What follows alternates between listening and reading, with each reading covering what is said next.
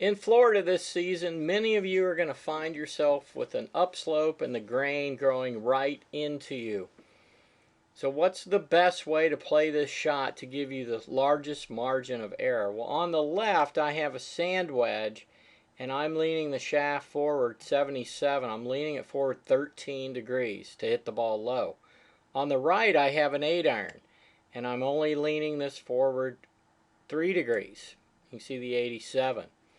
What's going to happen on the 8-iron is when I come into the ball, you're going to see that the handle's in front, and I'm matching address shaft lean about 2 inches in front of the ball. But the interaction with the turf, you can see I'm not digging.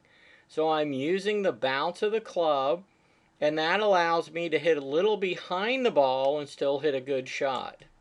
On the left, with the sand wedge with so much shaft lean, I'm going to have the handle in about the same place. You can see where it's matching address shaft lean, but notice the interaction with the turf. I have a sharp leading edge and the club sticks in the ground.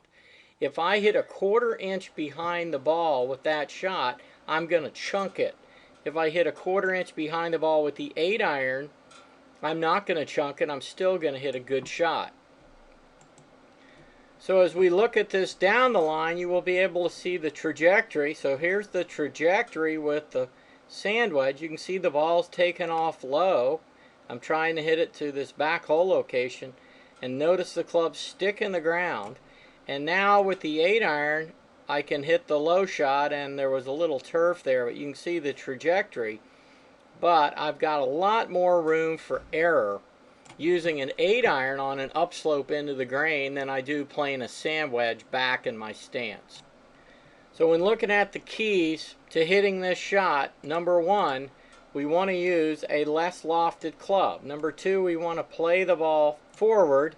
And number 3, we're going to swing the club with our arms, hands, and wrists. Notice that my lower body is really not doing anything. We don't chip with our core.